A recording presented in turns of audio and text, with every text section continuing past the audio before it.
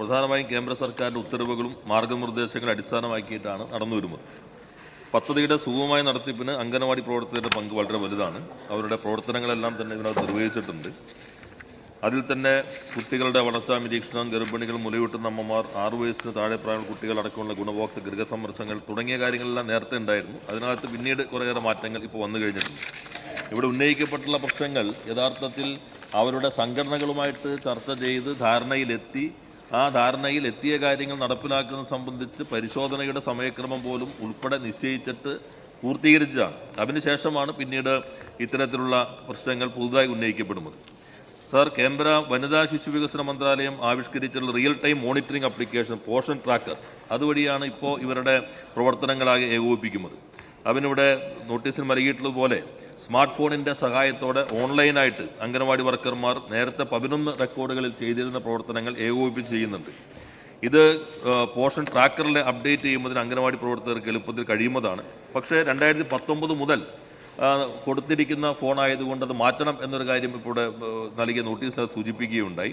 അതിനെ സംബന്ധിച്ച് 2025 ഫെബ്രുവരി വരെ അത്തരത്തിലുള്ള മാറ്റങ്ങൾ കേന്ദ്രം അനുവദിച്ചിരുന്നില്ല.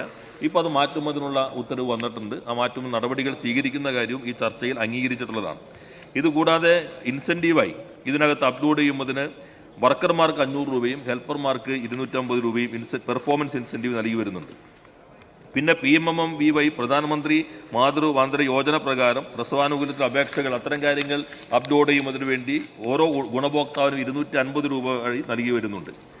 സാർ, ഓണറേറിയത്തിൻ്റെ കാര്യം കേന്ദ്ര ഗവൺമെൻറ് നിശ്ചയിച്ചിട്ടുള്ള, യൂണിയൻ ഗവൺമെൻറ് നിശ്ചയിച്ചിട്ടുള്ള ഓണറേറിയം 4500 രൂപയാണ്. ആ 4500 രൂപ നിശ്ചയിക്കുമ്പോൾ തന്നെ അതിനകത്ത് 60% കേന്ദ്ര വിഹിതവും 40% സംസ്ഥാന വിഹിതവുമാണ്. ഓണറേറിയമായിട്ട് അംഗനവാടി വർക്കർക്ക് കേന്ദ്രം നൽകുന്നത്, യൂണിയൻ ഗവൺമെൻറ് നൽകുന്നത് 2700 രൂപ മാത്രമാണ് സാർ.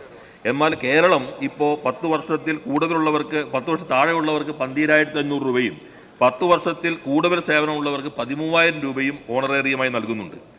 അംഗനവാടി ഹെൽപ്പർമാർക്ക് യൂണിയൻ ഗവൺമെൻറ്റിൻ്റെ ഓണറേറിയം എന്നുള്ളത് 2250 രൂപയാണ് സാർ.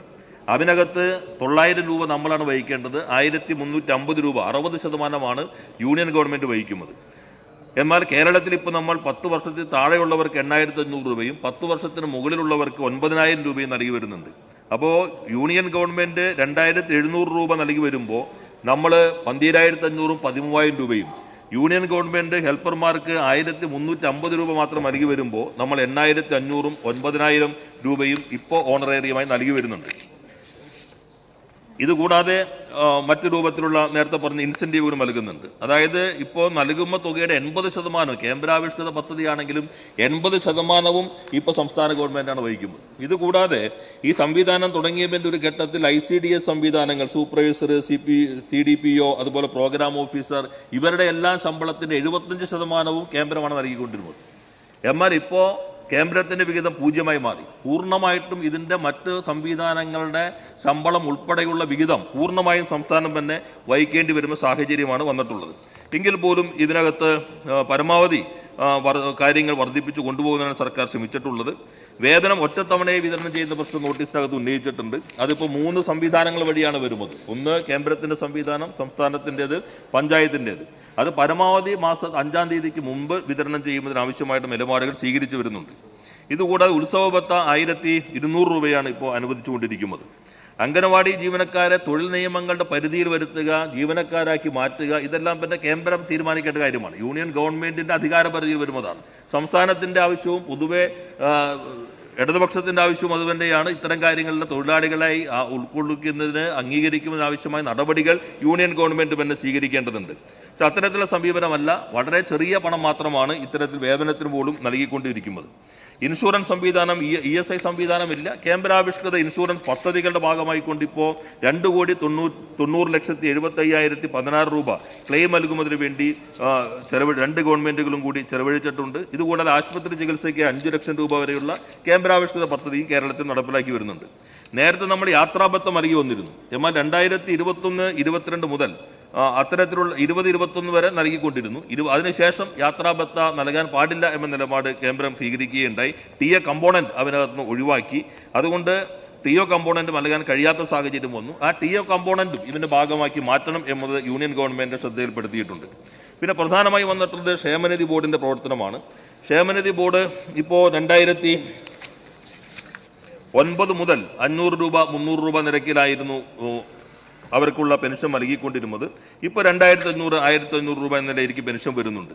അതിനകത്ത് വിഹിതത്തിന്റെ കാര്യത്തിൽ ഒരു പരിമിതി ഉണ്ടായിരുന്നത് താൽക്കാലിക ജീവനക്കാർ കൂടുതൽ ഉണ്ടായിരുന്നു. അവർ ഈ വിഹിതത്തിൽ വരുന്ന ആ പട്ടികയിൽ വരില്ല. അതുകൊണ്ട് ക്ഷേമനിധി ബോർഡിന്റെ അംശാദായത്തിനകത്ത് പരിമിതികൾ ഉണ്ടായിരുന്നു. എന്നാൽ ആ താൽക്കാലിക ജീവനക്കാരുടെ എണ്ണം കുറയ്ക്കാനും റിക്രൂട്ട്മെന്റ് നടത്താനും ഇപ്പോൾ നേരത്തെ 4647 ആയിരുന്നു 1781 കുറയ്ക്കുന്നതിന് വേണ്ടി കഴിഞ്ഞിട്ടുണ്ട്. പരമാവധി ഒഴിവുകളെല്ലാം തന്നെ സ്ഥിരം ഒഴിവുകളായി റിക്രൂട്ട് ചെയ്യുന്നതിന് ആവശ്യമായ നടപടികളും സർക്കാർ സമയബന്ധിതമായി സ്വീകരിച്ചിട്ടുണ്ട്.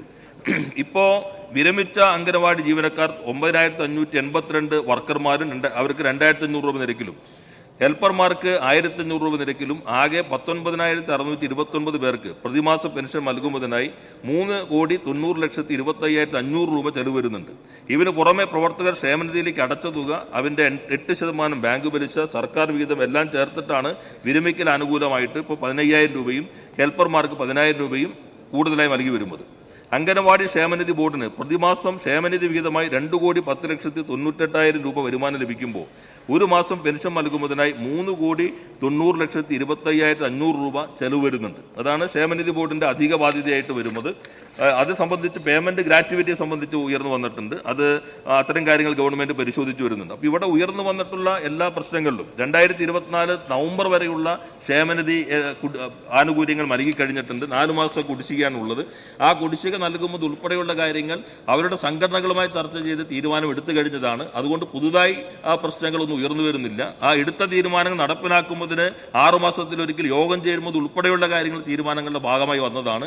അപ്പോൾ എല്ലാ കാര്യങ്ങളും ചർച്ച ചെയ്തുകൊണ്ടാണ് മുന്നോട്ട് പോകുന്നത്. അതുകൊണ്ട് സഭ നിർത്തിവെച്ച് ചർച്ച ചെയ്യേണ്ട സാഹചര്യം നിലനിൽക്കുന്നില്ല.